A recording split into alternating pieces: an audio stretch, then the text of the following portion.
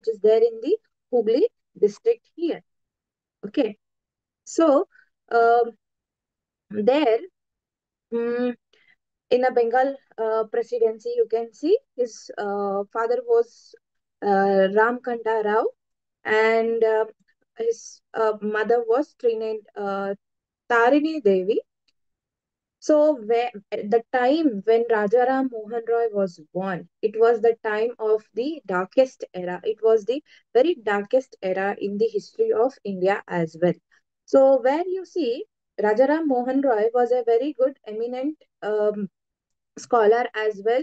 He knows many languages from besides Bengali, Sanskrit, Pali, and Hindu and uh, he has mastered himself in the Arabic, Persian, and the Hebrew, Greek, Latin. Other than that, he is so much mastered in the 17 other languages, where he also has learned many Upanishads, Vedas, and the scriptures you can see here, and where his father was a Orthodox from a very wealthy Brahmin family here. So there are many writings related to the Rajaram Mohan Roy, you can see, where his writings are of the contemporary issues relating at that period of time here. And he also ran three journals or the newspapers, you can see, Bengali, the in the Bengali, the Samavat Kamudi, and the bilingual is nothing but the two languages, which is the Brahmanical magazine, and the Persian Miratul Akbar. Okay, so there are many of the writings that are written by the Rajaram Mohan Roy. So the age where Rajaram Mohan Roy was prevailing was the dark age, you can see. His dark age was in the late 18th century, where it was having lot of superstitious beliefs. You can see in India very cruel cruel customs and regulations that were followed, and that has burdened a lot on the Indian society. And the social conditions of whatever that were there in the late 18th and 19th and the start of 19th century, that has made that has led for the many of the social religious reform movements, you can see. So there was many of the practices, social evil practices like sati, child marriages, polygamy. These are all what that has affected women in the society. And where you see many of the Indians in the later part of the in the early of the 19th century, they thought that this Western this many of the Indians were educated here, so they began to feel that Western culture and the rising this Christianity has been become a great threat to the age old traditions that were there and the beliefs that were following. So that was the contemporary conditions of the Rajaram Mohan Roy, you can see. So in his social thought, as he was a very prominent social religious reformer, you can see. So he has did a lot of pioneering work, you can see in the field of social reforms here. He was so much against of parda system, the sati, and the restrictions that were laid on the women, child marriages, and the division of Hindu society. You see, the division of Hindu society was divided into various castes, which is called as Chaturvarna. So where you see the Brahmins, Kshatriyas, Vaishyas, and the Shudras, they have been categorized, and they have given their duties according to their caste here. So the Hindu society was divided into this caste here, and also there were very ill practices within this society, and which has actually brought up many of the differences in the communities, you can see. So here he actually wanted to abolish the polygamy, and he wanted mainly to make women educate here. And also he was a strong advocate for the right to inherit the property here. So he has took a lot of serious comparative studies, you can see, towards the religions. And he also made in the due course of time, when he was studying all those contemporary or the comparative religion traditions. So he has seen what is true Hinduism is, what is true Islam is, what is true Christianity is. So in the due course of time, he has got to know, he has realized what actually was and what people were actually doing at that period of time. So he has wanted to so he wanted to have a concept of universal religion here, and that kind of religion is merely based upon the religious tolerance. Here you can see here, and also people from all sections of the society, regarding there are no barriers towards whatever the sphere the religion is from. So he has attempted to have that spiritual kind of synthesis, and he wanted to bring up the unity, stressing on the religious experiences. You can see here. So in 1828, he has established the Brahma Samaj. That Brahma Samaj we will discuss it. So caste system. He was so much uh, against with the caste system because it has got the subdivisions and the divisions. Here you can see, which actually destroyed all of the social homogeneity is nothing but the similarity, and it has actually weakened the society as well. So people are actually deprived in the sense they are actually not having, there is a lack of a feeling about the political feeling, and there is a lack of feeling of commonality. There have been no common there, and also the solidarity. So he was very much critical about this caste system, and he was actually against with the inequalities that were there in the tradition based upon the hierarchy. Here you can see, and also he was in favor with the intercaste and the interracial marriages, because he thought that that could break up the barriers that were there within the caste divisions here. So next he comes with the abolition of the sati here. So we know what is sati. Sati is a very brutal act where on the demise of the husband, a wife is laid upon the dead body of the man, and she with her husband is burnt alive, which is a very cruel act, which is also a very brutal custom that was followed in the Hindu society, and where there were many other that is a kind of self immolation of the of the widows you see who have been burning alive there. So this has actually uh, you can see so much in the Brahmin and also in the higher caste families. They used to follow this sati here. And also you see the very young little girls who they were married to the older people. Where is their life going on? So their young life is being spoiled up by being married there.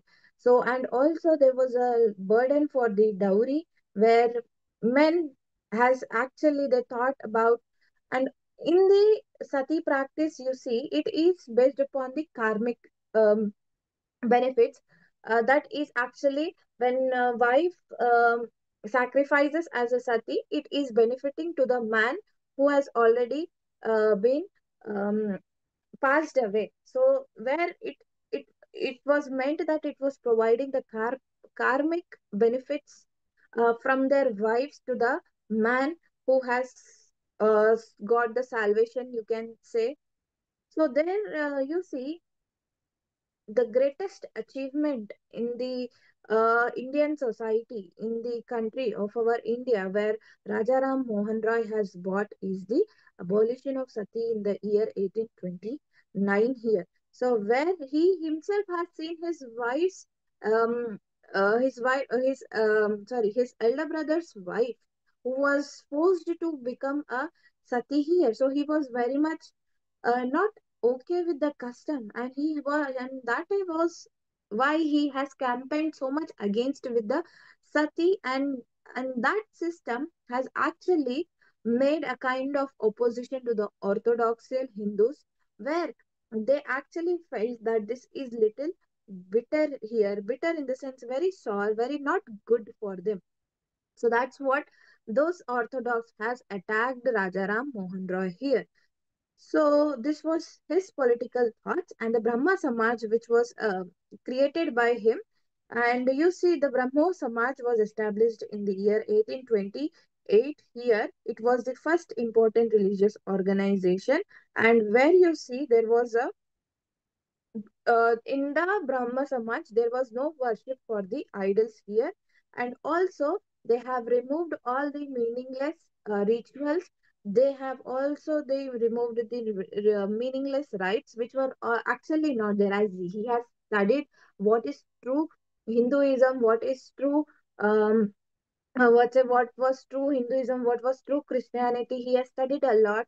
So he has got to know what are the true practices. So that's what he has discarded all those meaningless rituals and the rites, and where it has also um, considered as the Brahma Samaj is also considered as the one of the first socio-religious movement here you can see, and where he was actually Rajaram Mohan Roy has believed in the one God is one. He has believed in the principle of God is one.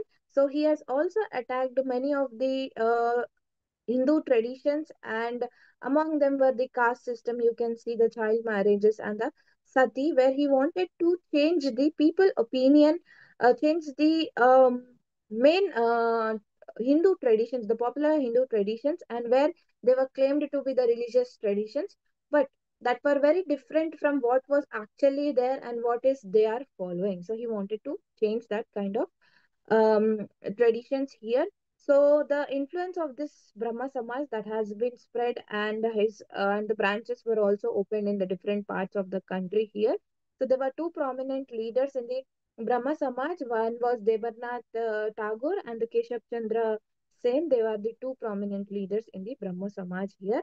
And to spread this Brahmo Samaj message, Brahma Keshav Chandra Sen, he has traveled along the Madras and also to the Bombay presidencies, and in the later half, he has also traveled in the northern part of the India so that he could spread all these ideas of Brahma Samaj here. So you see the objectives what are here is, so when he has believed in the truth, oh, in the truths that are actually found in what are there in the Hindu scriptures, you can see.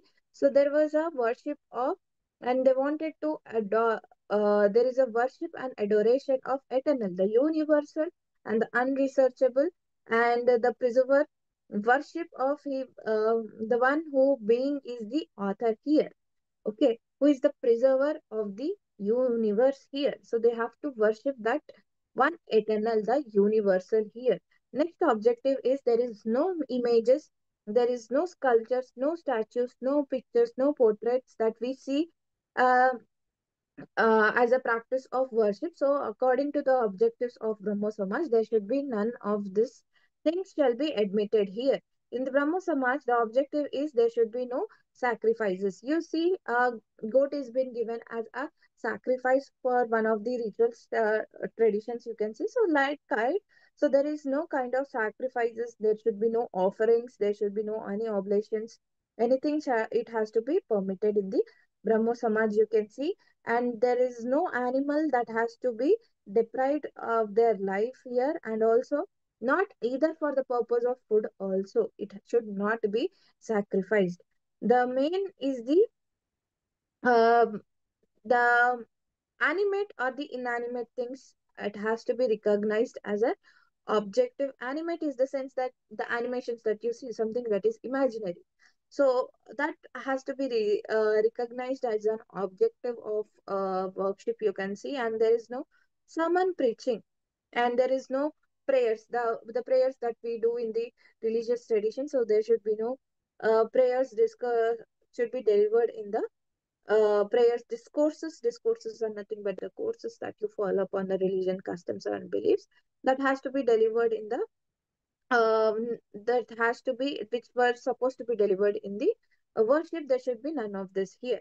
So the main principles that you see in the Brahma Samaj were the God is only one here, and that God is having no form, he is having no name here. And you see the second principle comes up with the human soul is immortal, that is very immortal, which has no um, and also it has a unlimited thing of progress. You can see, yeah, human beings can progress as much as long he want to have a progress in his life. So that is a capable of the human soul is capable of unlimited progress, you can see. Next, the loving God and the carrying out the wills that are there in the concerns of life, and that should be having his worship. Okay, the God and carrying out his will, a man's will, the whatever the concerns are there in their life, that has to constitute, that has to mix up with his worship. Here you can see the next principle is there is no created object then there or the statue that should be made it as a god, and as they said that god is formless and shapeless here. So these are the social thoughts you can see of the Raja Ram Mohan Roy. So the political thought, in the political thought you see as the liberalism. Liberalism is nothing but the individual freedom here, the freedom where that was very much a boom in the Western cultures, Western societies that were prevailing in that period of time, in that contemporary era, you can see. So this liberalism is nothing but a liberty where a man has to get. So that was actually uh, it was a product of renaissance and the reformation that has happened in the Europe. Here you can see, and that liberalism has captured the attention of the Indians in the 19th century. And you see, um, and this is the best brains of 19th century Europe and the Americas brains that has worked, and they have gave out the concept called the liberalism here, which it stands for the individual's value, its dignity, the personality, and the main position of man that is there in the historical development that you can see here. So Rajaram Mohan Roy has advocated for these liberal principles in all the walks of life here, and he has actually stood for the tolerance. It should be anything that is there that has to be tolerated, and the non-communal approach. Non-communal approach is nothing but there should be no communal is nothing but a community. Non means there is no communal approaches should be there for the all problems and for the secularism concept here. So he has advocated, he has valued for the freedom of individual here you can see, and also he was a very good supporter of the law, and he has also opposed whatever the all kinds of arbitraries and the despotic power that are there. So he has opposed all the things, and he wanted to guarantee the government is the one that who can guarantee the best um, human freedom is what he believed. So the liberty you see, uh, where here there was a Reform Act of 1832 because of his love for neither for the love for liberty, which was liberty, nor for the enlightenment, but it has got up because of for the mankind. You can see it is for the man, it is for the humans here. So this liberty is the enthusiasm of the Roy only. So he also demanded for the separation of powers, you can see, and he wanted to have the rights of women and his press here. So, and also the codification of the laws, where you can see how his a demand for, and also the demand for the modern education, Western education, where you see how he has been a true supporter of the liberty here, and his love for liberty has not been limited for one nation or the community. It is very much universal, you can see. So where he has supported whatever the struggles that are related with the human freedom here. So for him, this freedom was indivisible, which cannot be divided, and he has been celebrated for the establishment of constitutional governments. You can see here. The next was the civil liberty. You can see The civil liberty is where he was been inspired by the English constitution, and he was so much curious to secure the same for his countrymen, to guarantee the individual liberty that was actually enjoyed by this Englishman. So he wanted to bring up that same liberty here. Next was the freedom of press. So he has given a lot of importance for the freedom of expression and the freedom of press here, and his appeal to the king in the council regarding this freedom of press is regarded as the Areopagitica of India, the free press, where he wanted to argue that was never has caused up a kind of revolution in any part of the world here. So he was also not against about the reasonable criticism restrictions that we see on the freedom of press. So he has accepted some kind of restrictions on the Indian press, which were actually not imposed on the press that was there in the England here.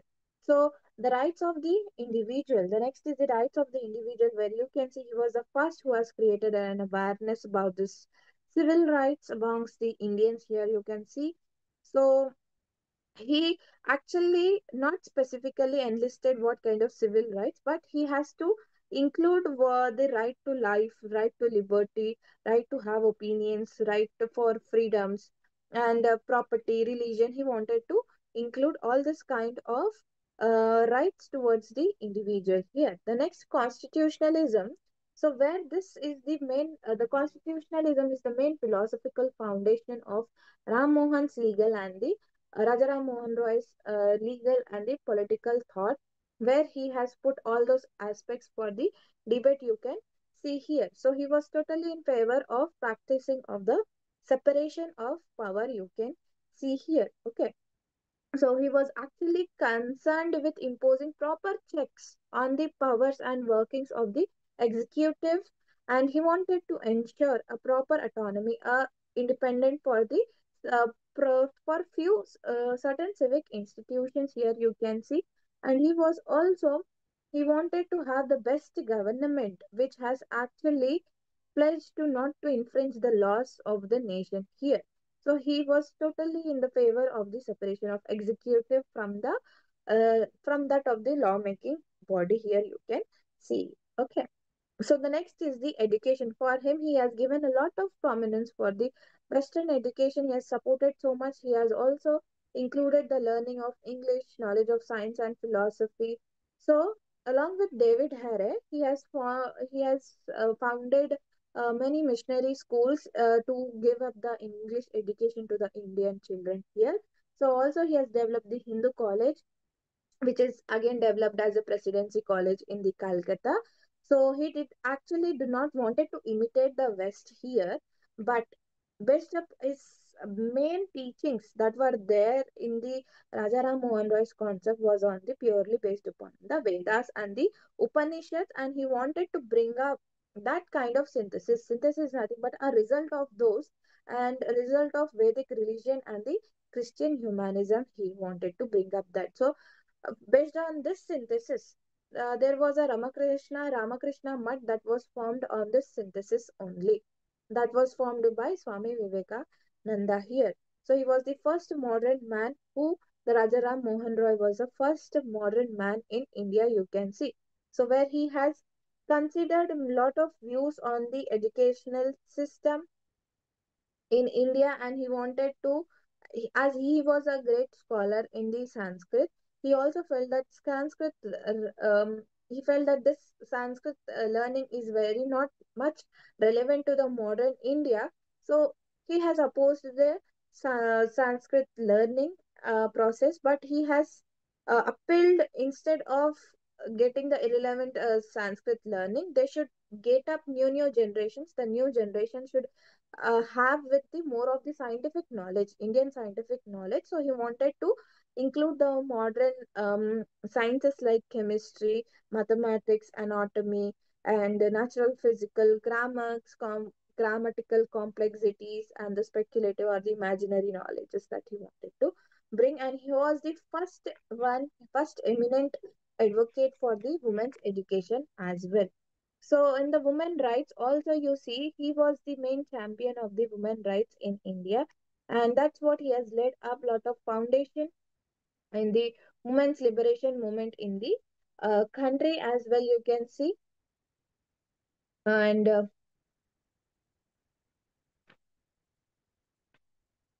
mm, so where he has led up lot of things for the women liberation here, and his in 1822 he has wrote up a book called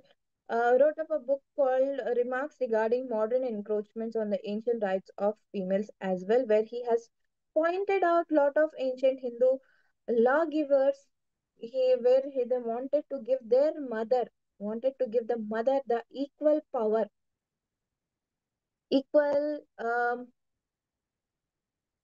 from the what say equal power of have the equal share with their son's property here, which was left up by the husband also, and where they wanted to have the daughter as well, the 1/4 of the um, portion of the property that was left up by the father here, and where men were free to marry as many as women he wanted to have for his satisfaction of the lust. So he has where woman was actually not allowed to marry for the second time. So he wanted to give that equality of sexes, and where he actually did not wanted to make the woman very inferior here, and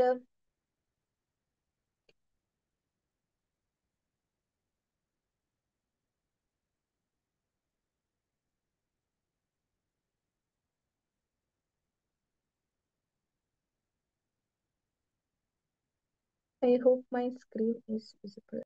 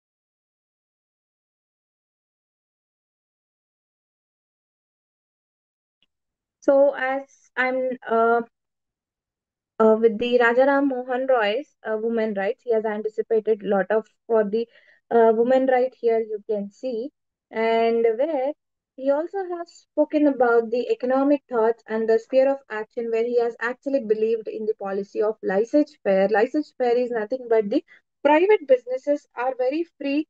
There are no restrictions for the private businesses, and there is a liberty for them to do their business and grow. So where he did not believe in the policy of license where though he was a liberal thinker, but he wanted to have a state activity that was limited only to the political field here, And also he has made up a lot of state to protect the tenants against this landlords, and the state has to make arrangements useful for the liberal education, and it has to create a lot for the new social order based upon the principles of equality, liberty, fraternity, and social justice. So this is what Rajaram Mohan Roy is. Next, we'll go with the Jyotirao Phule topic. So we all know Mahatma Jyotirao Phule. So we will know about his critique of Brahmanism, his ideas on the social reconstruction. Here you can see.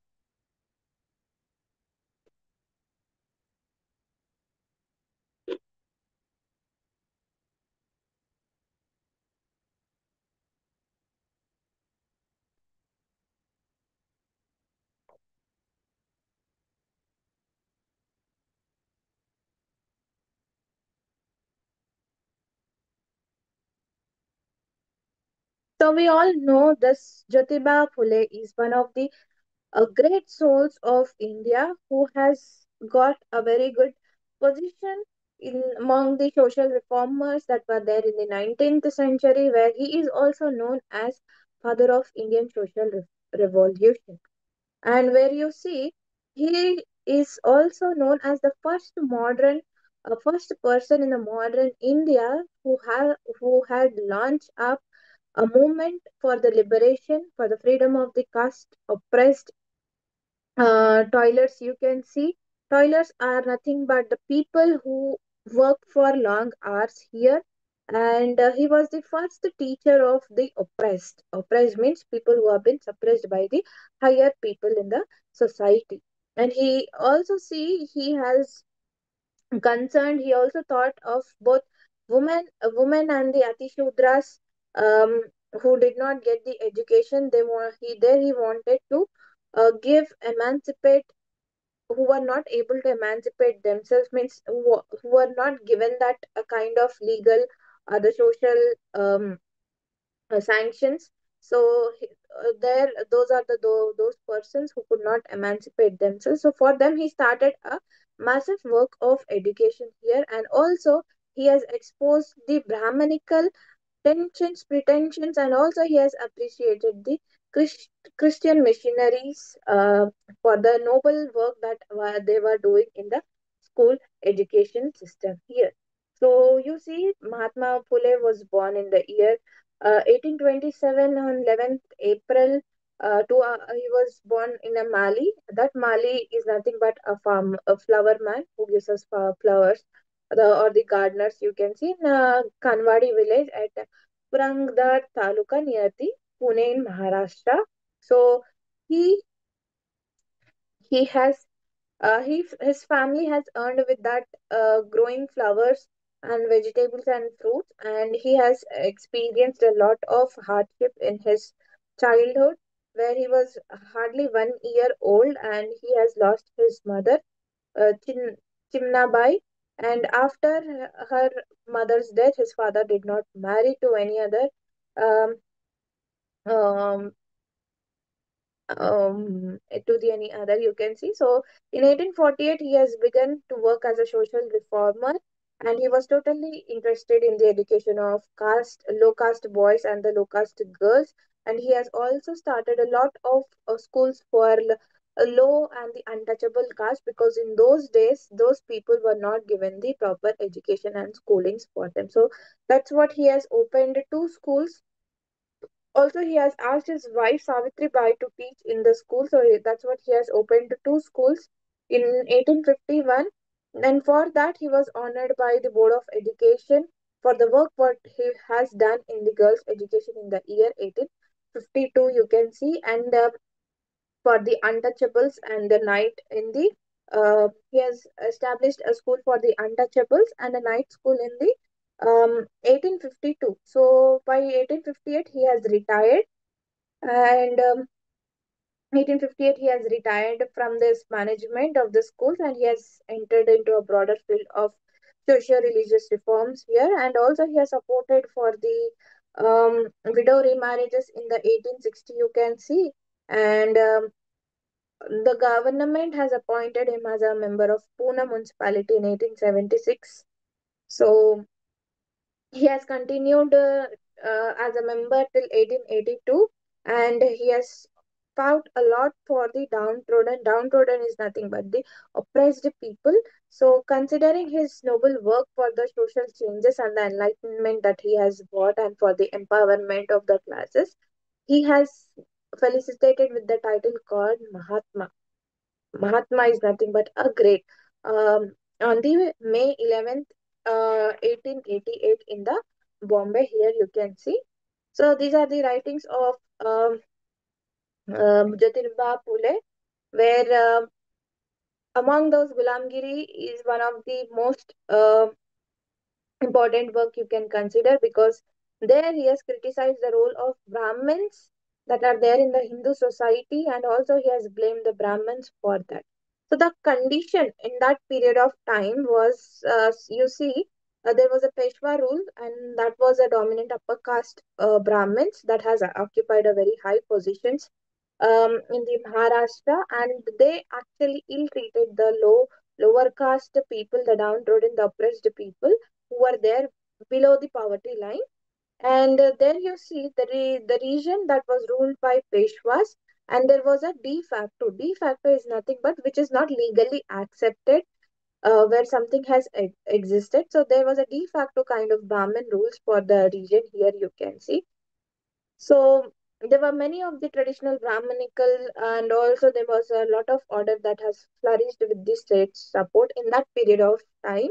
So the last category of caste being the lowest was the um, considered to be, they had to serve the rest. Rest means the Brahmins, the Kshatriyas, and the Vaishyas here.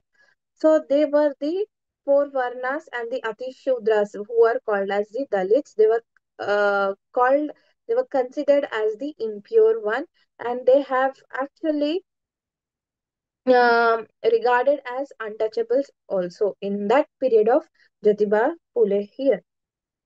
So the socialist thought, and you see, he was so much inspired by the egalitarian philosophy of Buddha and Kabir. Egalitarian is nothing but philosophy of equality, and he was also an admirer for the liberal democracies of West and the ideology of social revolution. And where um, he was uh, influenced by the Thomas Paine's book called The Rights of Man here, and also he was influenced by the writings of J.S. Mill on liberty. Here you can see his influences. So the socialist thought, you see, he is talking about the Shudras and the Atishudras. Shudras are the below poverty people, the Atishudras are the Dalits here, and Shudras are nothing but again the lower caste people, the least of the Varna system here.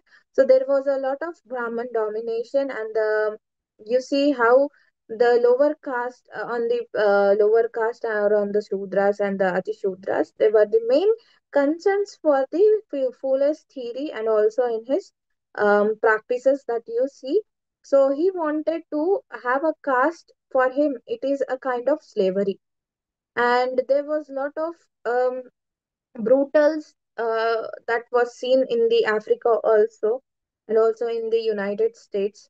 But in India, it's not only a open one, but it is a subordination below.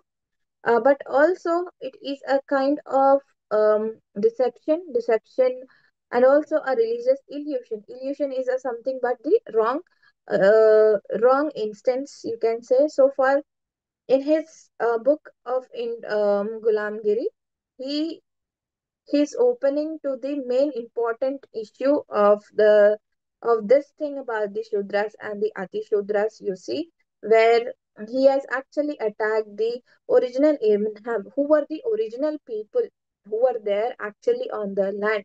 He has attacked them, and here and where he talks about how this distant lands, from the outside India, they have invaded, how those people have invaded this original people of this land, and how they have forcibly conquered them and made themselves forcibly into the labors is what. So where he traces the main embarrassing situation of the Shudras and the Ati Shudras to the distant and the forgotten past that you can see here, where he wanted to show, he talks about the Shudras and the Ati Shudras here, the slavery next. So it is where he has a strong contents of universality here, and where his writings show the process of enslavement, and where enslavement is nothing but there is no slave here, from how the rights should be, how they have to be served, how uh, how they have to harmonize. Harmonize is nothing but guarantee into a very characterized social order, and how they could be um, what's the inquisitive relations of the privileges and the deprivations, means nothing but the lack lack means that they do not have something, how they could be maintained without any questions here. So he has actually, people are only not only kept ignorant, but also they have been divided here. So so he talks about the slavery, that the loyal ones are only rewarded and others are punished here.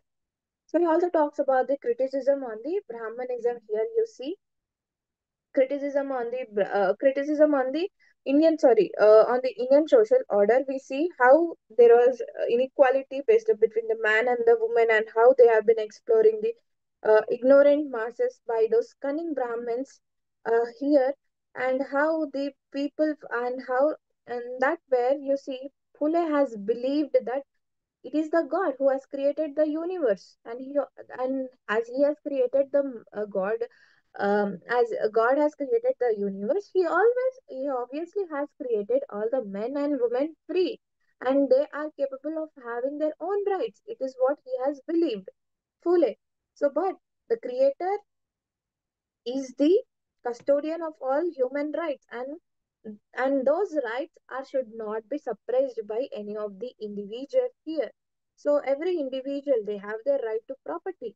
They have, so the fullest thought has given a lot of uh, liberty to the thought of expression, freedom to the expression, and also, but not with the thought or the opinion, but but the thought or opinion, whatever one is expressing, whatever one is talking about something, that should not be harmful to the anybody. There should not be any harm for the any other here. So the criticism on the Brahmanism. So uh, Fule's treatise is on the following of the course of liberation, the liberty. So where he has got up with the mythology and the texts of the another the Hindu philosophy and the law like tests like Vedas and the Manusmriti. They were actually very guiltily, decidefully constructing the constructs of those Brahmins that was led up by the Brahmins. So these are all law-like things made by the Brahmins only. So they have made the Brahmins, uh, all those laws, all those Manusmritis, all those philosophy is nothing but the works of this divine ordination. Ordination is nothing but the act in order so that they could set apart for their privileges, and to condemn those laws is nothing but the defeated law to lasting the subjection here. It's nothing but they are how they have to remove from those holy narratives, and where they could adopt the two-pronged strategies, and how he Fuller has oftenly attacked the Brahmins who were moderates, actually the liberal reforms, who were grouped into organizations like the Parthana Samaj, Brahma Samaj, Sarvajanik Sabha, and the Congress here. So all these were, they were deceiving the Shudras. They were deceiving the Shudras, making it up a common cause here. And the open question is the common cause hegemony. Hegemony is the power here. So he raised up questions like how um, uh, Pule was very much successful with the exposition of the Brahmins, how they have introducing their hegemony, their power, how with the other working people here you see. The next is the revolt against the Varna and the caste system. We know Indian society is divided into four Varnas. So where the lowest varna was was deceived.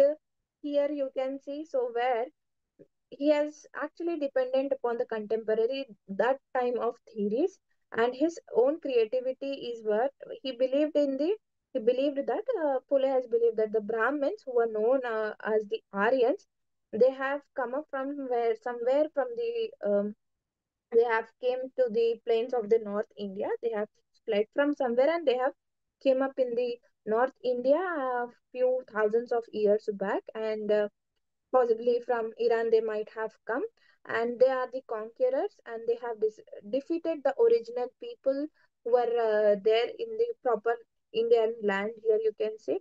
So under the direction of the leaders such as Brahma, Parshurama, they have Brahmins, they have created those wars against the original people.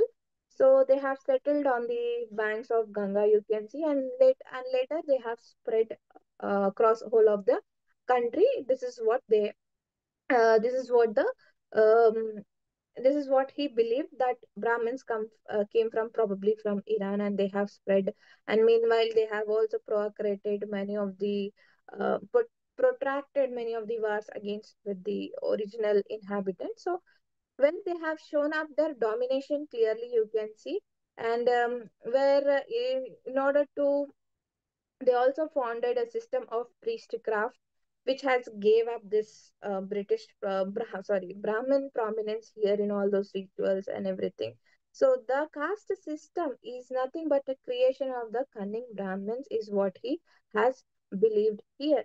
And that is not derived from the abolition of caste system, but also from the explanation of how it has been come up, the caste system, how the Brahmins has came up, and how they have been exploiting the lower masses, and exploitation how he's been trying to, how history was to be supported. So main central was the non-Aryan theory, you can see here. So Pule has rejected the caste-based differentiations, and he has accepted that as a natural phenomenon. Natural phenomena is nothing but a uh, what's a natural phenomena is nothing but a situation, natural situation. So he said that there should be no caste in species, like there are no caste in animals, there are no caste in any of the birds, but how there are caste in the animals, he is what he this is what Phule has said about this. So he was so much opposed with the caste, here you can see. So the political thought, you see, the British colonialism, he was where you see British rule that has that has brought an end to the tyranny. It's nothing but the cruel and the confusion kind of regimes that were there at the time of last Peshwa in the Maharashtra, and that has brought up the colonial rulers. They have established the law and order, but also they have created the equality before the law. So the Peshwas, they have the Brahmin Peshwas. They actually they have imposed a lot of restrictions on the education. You see, on the limitations on the education, on the occupations towards the lower caste and the women here. So the new rulers, they wanted to have the new opportunities in the education, and they mobilize themselves with the occupation with the all members of the irrespective of from wherever they are coming. So the new ideas of the equality, liberty that had reached a moderately towards the educated sections of the lower. So where probably you see Fule was probably the best product of this process, you can see. So he has hoped that this new government which believes in this equality and the liberty, that would only bring up the man and the woman. They could set themselves free from their domination of the Brahmins. Here he is what has said. So next is the education as liberation for Shudras and the Ati Shudras, where Fuller has worked a lot for attaining of equal rights for those peasants and for the lower caste. And he with his Savitri Bai Phule, he has made lot of efforts to educate the women, and as well as the women coming from the, not only women and also from the people from the lower caste here you can see. So he firstly, what he did, he firstly educated his wife, and after he has kept a school along with his wife. And as we know, he has opened a school for the girls in 1848 in Pune, and in 1851 in Pune, and 1848 he took up the cause of women and started the schools in Pune here you see. So he also, the main primary cause for the degradation of the lower caste was the not giving of the education to them because of the Brahmins. So he also pointed out that how this lower caste, they were so much badly pleased by those people, and they were not given the position. They were not in a position also to afford the education for their children. So they had the very least sources. They could not be able to send their children to the schools because of the ill advised by some of the Brahmins, how they used to give them the advices. On the other hand, you see the colonial Indians, there were very few schools. There were very few schools. They were hardly created in this very small of the population, you see. So the large and where Pule has advocated for the massive, the very big expansion of the primary education and the employment of the trained teachers here. He also believed in the social justice and the equality, you see, where he wanted to, his ideas are the doctrine of the social justice and the gender justice, you see, that is the main core component that you see here. And he wanted to bring the human beings, they are very much superior of all other beings, because women were superior to men, because you see, because they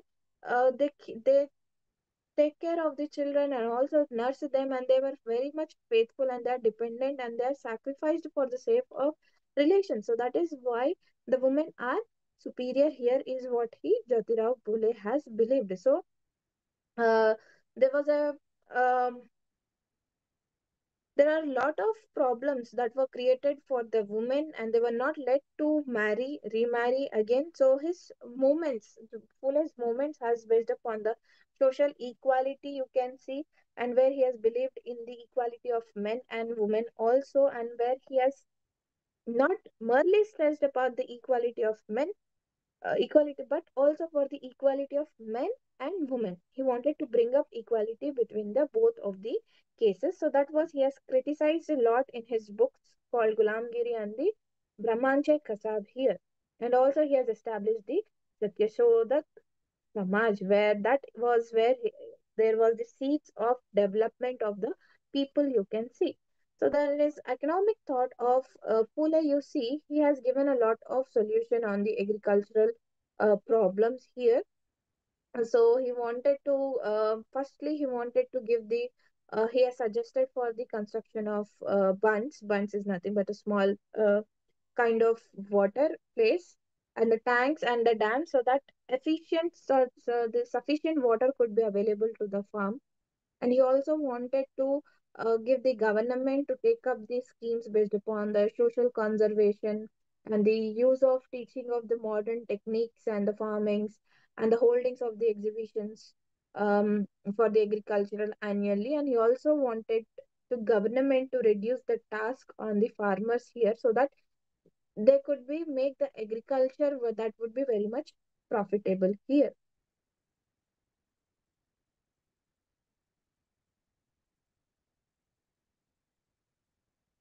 So the next is the Satyashodak Samaj. His famous Satyashodak Samaj was formed by Jyotirao Phule in the year 1873. Satyashodak Samaj. Satya means the truth. Shodak means the seeker. Samaj means the society. That means society of the seekers for the truth here. So where you see, this is a systematic deconstruction of the beliefs that were there in the society, and also the history, and how, and it was only to again reconstruct this equality here. So where purposefully, on this purpose, the purpose of this Satyashodak was to, how? he wanted to decontaminate. The society was contaminated with all the evils, with all those suppression. So he wanted to decontaminate from the caste discrimination, and he wanted to liberate, means give them good opportunity here towards he wanted to liberate all those people. Liberate is nothing but giving them the freedom. He wanted to educate the people, the oppressed, lower caste people with this sigmas that has been drawn up by the Brahmins. So the main objectives and the principles of Satyasodak Samaj, you see, they believed in the all the people are the children of the God here. So the God is what? It is the parent of those people. So there is no, and also you see, there is no necessity so that one could approach to so he has believed that anyone accepting the principles of uh, that there is no intermediary is nothing but the somebody who is acting in between. When they believe that uh, when they accept that there is no necessity for that intermediary, so they are qualified for the member of Satyasodak Samaj here. So this Samaj is based upon the spreading of the truth. It should be rethinking among, there should be a right thinking about what people are doing and how they have given that, how they should be aware of their social problems and their rights here. So there should be no malpractices, no bad practices that should be given, and the public education was of the highest importance. Here you see, so the one is to, another objective is they have to make efforts to spread the education by teaching women, by teaching the children, and also they wanted to dissemination the improved, they wanted to give the improved techniques in the agriculture here, and the main objective is the to save the sudras and the ati sudras from the slavery, and to make those sudras and ati sudras to get, may be aware of their rights here. They are also humans, they should be aware of their rights here. So they wanted to enable the Satya Sodak Samaj, they wanted to enable the influence of the, come out from the influence of those texts that were there in the Hindu society, and it wanted to promote the unity among the Sudras and the Ati Sudras. And the objective of the principles of the Satya Sodak Samaj is wanted to fight against the domination and the exploitation, and the inequality that was there in the society. It wanted to establish the ideal society on what? On the faith in one God. And there should be no intermediary between the God and the men. Who was the intermediary that was created by the Brahmins? The priest. Priest acted as intermediary. So there was a rejection of that intermediary between the God and the man. And there was a belief in the man's supremacy. So there was a faith in the equality, you can see, and there was a faith in the brotherhood as well. So the membership was actually extended, was given to all of the castes, including the Brahmins, the Mahars, monks, wherever, even the Jews, Muslims, even with the early stage of among the early stage here, you see, Muslims who were among its members in the early stage, they were, it was given to the everybody here. There is no such people, they were not given the membership, there was everybody who was involved here. So there should be a compulsory education, encouragement of the Swadeshi goods prepared by them only, making arrangements for performing the marriages at minimum expenses. There should be no much of lavish uh, maximum of the expenses that should be created. With the minimum also they can make up the marriages here, and also freeing the people from what? The astronomy. People blindly believe in the astrology that this could happen in something, this could happen in subject. So he wanted to free themselves, and also from the belief, freeing from the belief of astrology, the ghosts and the demons here. So this was the main attack of the caste system and the idol worship, you see. So he also wanted to bring the laboring classes under a umbrella. Umbrella, you know how umbrella is made as an umbrella organization, as an umbrella organization. Under that umbrella is nothing but something under that organization as an so that how they were based upon the morally driven and knowledgely they were given, how there should be a knowledge that should be against the falsehood. Knowledge should be based upon the correct method. There should be no false knowledge that should be given for them. So he wanted to reject the notions of the high, low, pure, and the polluted here. And by spreading of the education, he wanted to make the society towards the cultural revolution. Cultural revolution here is nothing but how there was a cultural revolution is nothing but an attack on the culture, customs, how the old orthodox order and ideas. That is nothing but the cultural revolution. So where one have this aspect of rationalism is nothing but the based upon the reasons and the proper knowledge here. That should be seen in the Satyasojak Samaj as the uh, main primary emphasis on getting up the truth here. So this is the most significant context in the um, context in the what's it truth seeking that was actually being a quest is nothing but a um quest, a search for guided by the own reason here. So you see how he was a pioneer towards the Jyotirao Phule was the pioneer towards the lower caste movement, and he was a leader, and how he was so much influential here. And he is remembered for his contributions in many of the various fields here. So he wanted to establish a society based upon the principles of individual liberty and equality. And he wanted to place up the universal religion in the place of Hinduism. So Dr. Ambedkar was inspired by his ideas only, by his noble works towards the humanity, and where he has followed the philosophy of Mahatma Jyotiba Phule. So thank you.